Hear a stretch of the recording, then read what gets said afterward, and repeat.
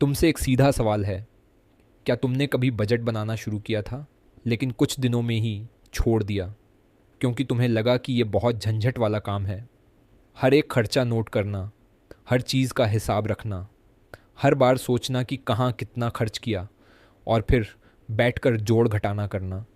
जैसे कि तुम कोई बैंक कर्मचारी हो या फिर चार्टर्ड अकाउंटेंट। अगर हाँ, तो भाई या बहन, तुम अकेले नहीं हो। ये गलती हम सब ने की है और मैं खुद भी कर चुका हूँ। एक समय था जब मैं एक्सेल शीट खोलकर हर खर्च को लिखता था, सुबह की चाय से लेकर रात के मोबाइल रिचार्ज तक। लेकिन 2 हफ्ते बाद मुझे खुद से चिढ़ होने लगी थी। मैं खुद से पूछ रहा था कि ये मैं क्या कर रहा हूँ? क्या मेरी ज़िंदगी सिर्फ जोड़ घटाने के लिए है? क्या पैसे को कंट्रोल करने का मतलब यही है कि मैं हर समय उसके पीछे भागता रहूं? और यहीं पर मैं रुका। मैंने सब कुछ बंद कर दिया और खुद से एक सवाल पूछा, क्या वाकई बजट बनाने का यही तरीका है? और जवाब था नहीं। बजट बनाना एक सिस्टम है, लेकिन ये तुम्हें गुलाम बनाने के लिए नहीं है। ये तुम्हें आज़ादी देने के लिए है। तुम्हें हर खर्च ट्रैक नहीं करना है। तुम्हें हर रसीद संभाल कर नहीं रखनी है। तुम्हें सिर्फ ये पता होना चाहिए कि पैसे कहाँ से आ रहे हैं, कहाँ जा रहे हैं, और क्या तुम्हारी ज़िंदगी उस पैसे के हिसाब से चल रही है या पैसे तुम्हारी ज़िंदगी कंट्रोल कर रहा है।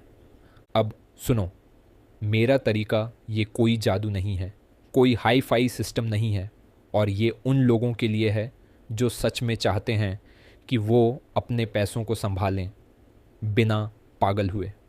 सबसे पहले तुम्हें अपने पैसे के 3 हिस्से करने हैं। पहला हिस्सा है फिक्स्ड खर्चे, मतलब वो खर्चे जो हर महीने आते ही आते हैं, जैसे कि रेंट, बिजली का बिल, इंटरनेट का बिल, स्कूल फीस या जो भी ज़रूरी खर्चे हैं जो टल नहीं सकते।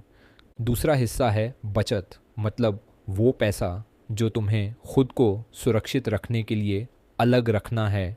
इसमें इमरजेंसी फंड, इंश्योरेंस, इन्वेस्टमेंट, ये सब आता है।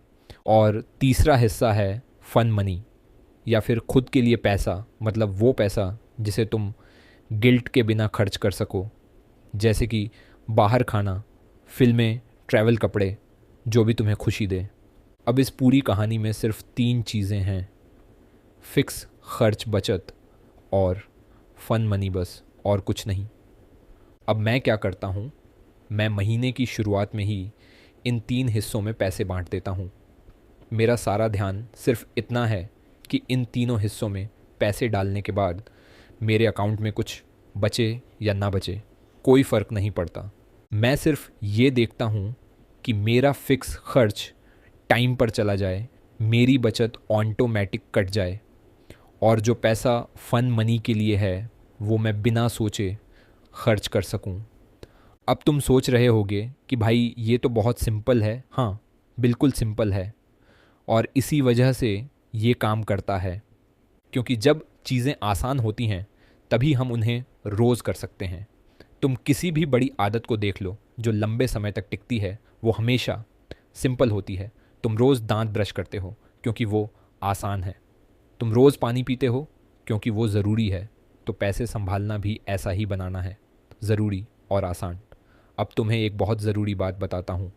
अगर तुम सोचते हो कि तुम्हें हर खर्च पर कंट्रोल चाहिए तभी तुम पैसे संभाल सकते हो, तो ये गलत फहमी। अच्छा, पैसे को कंट्रोल नहीं करना होता, पैसे को मैनेज करना होता है, और मैनेजमेंट का मतलब है सिस्टम बनाना, ना कि हर चीज़ पर कंट्रोल करना। हर दिन बैठकर ये लिखना कि तुमने 50 रुपये कहाँ खर्च किए, वो कोई समझदारी नहीं है।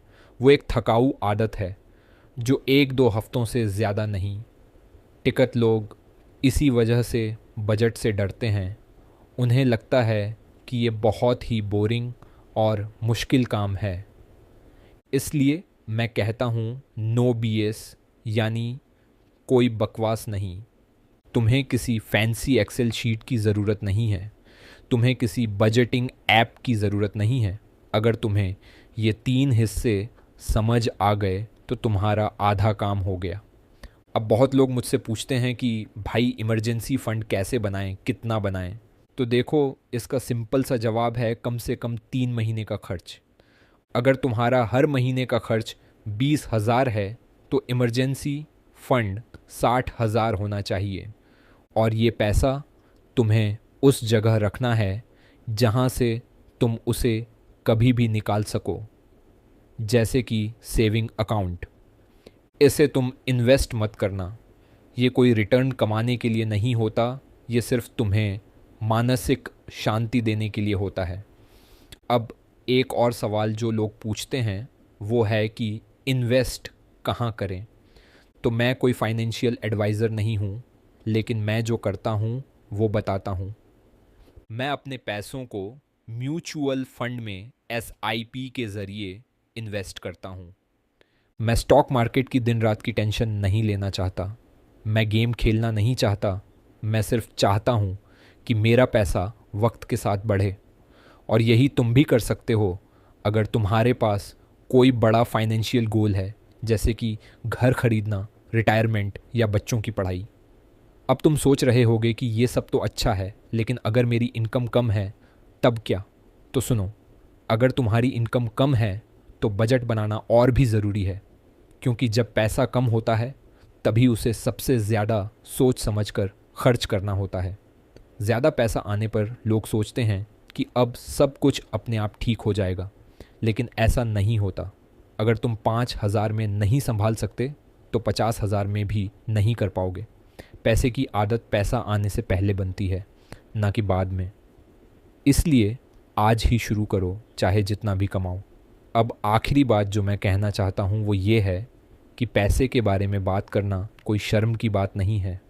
हम लोग पैसों को लेकर इतने चुप क्यों रहते हैं? पैसे की बात करना मतलब लालची होना नहीं है। पैसे की समझ रखना मतलब होशियार होना है। और अगर तुम अपनी ज़िंदगी को बेहतर बनाना चाहते हो तो पैसों से दोस्ती करनी होगी। उसे दुश्मन मत समझो, उसे गुलाम भी मत बनाओ, उसे पार्टनर बनाओ। क्योंकि अगर पैसा तुम्हारे साथ है तो तुम ज़िंदगी के कई फैसले बिना डर के ले सकते हो। तो दोस्तों, आज से बजट को एक आज़ादी की तरह देखो, न कि एक सज़ा की तरह। कोई ह्यूमन कैलकुलेटर बनने की ज़रूरत नहीं है, बस एक सिस्टम बनाओ और उस पर भरोसा रखो। अगर ये वीडियो तुम्हें पसंद आया तो शेयर करो, ताकि और लोग भी समझ सकें कि पैसे को संभालना कैसा दिखता है बिना बकवास के। धन्यवाद।